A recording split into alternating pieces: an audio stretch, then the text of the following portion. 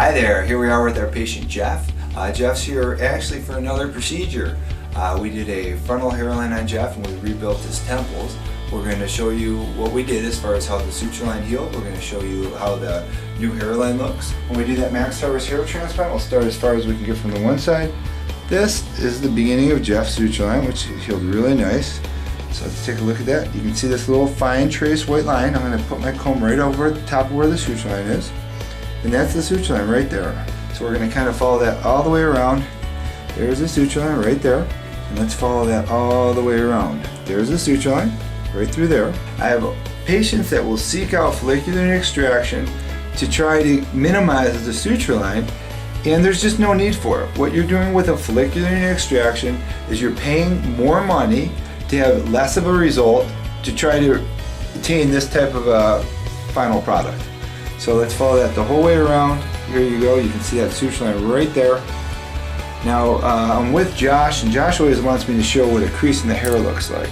Okay, so this is a crease in the hair, and then this is our suture line. No different than a regular crease in the hair, and that goes all the way around to the other side. Okay, with Jeff, what we wanted to do is Jeff wanted to bring his whole hairline down and around. These are all tiny little one hair grafts all the way around the front, so it looks super soft and natural. Behind those one hair grafts, we use the follicular unit. Behind the micrograft and then the follicular unit, we use a multiple follicular unit graft to help achieve more density further back. We also restore Jeff's temples. So none of this hair here was here, so we built all this out over here. This is all tiny little one hairs all the way around. And you can see how we blended into his existing hairs all the way back through here. And now what we're going to do when we do that second procedure is we're going to fill that in. Nothing is detectable to the eye, everything looks nice and natural. It blends in with his hair because it's his own natural hair. Now let's take a look at the temples. So we built this temple out. So here's his temples, all with the tiny little one hairs all the way around. And then strengthen it in so it just blends in naturally to his own existing hair. Congratulations, my friend. Thank you, sir. Thank you, doctor.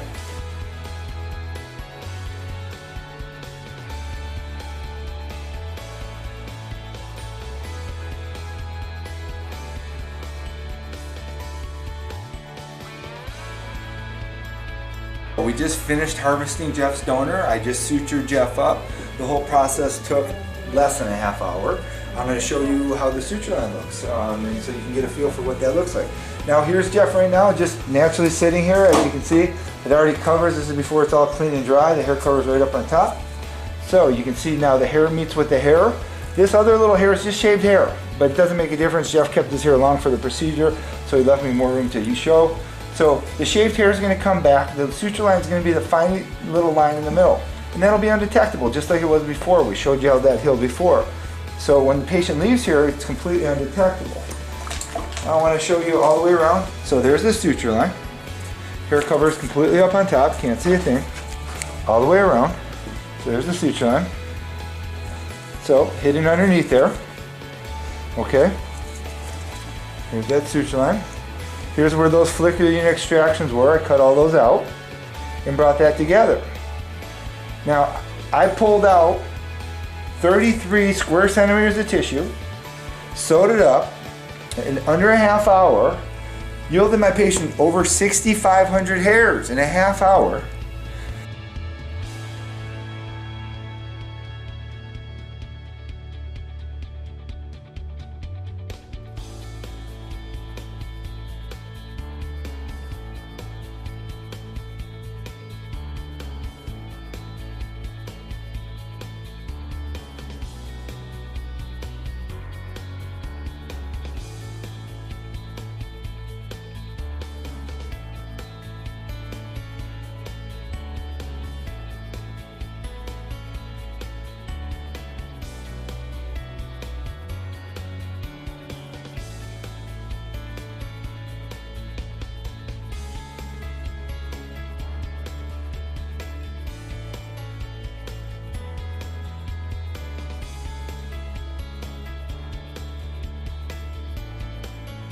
When I first noticed my hair loss, it was in my early 20s, I'd say around 22, 23.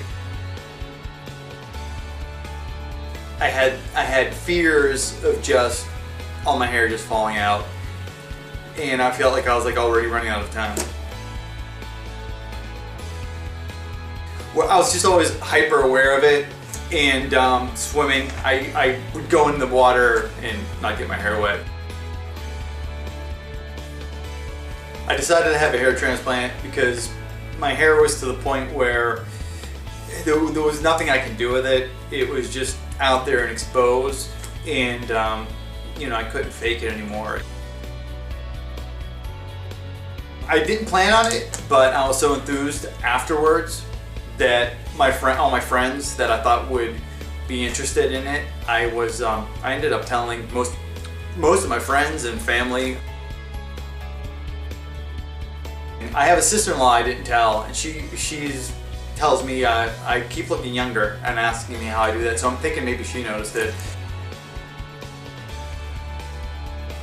I feel the investment was well worth it. The whole experience, it was just so much fun watching hair grow back on my head that it was absolutely well worth it 100 times. When I got my hair back, it changed my life in the fact that I just got my confidence back. I was more optimistic in general about life in general, and just happier and more confident.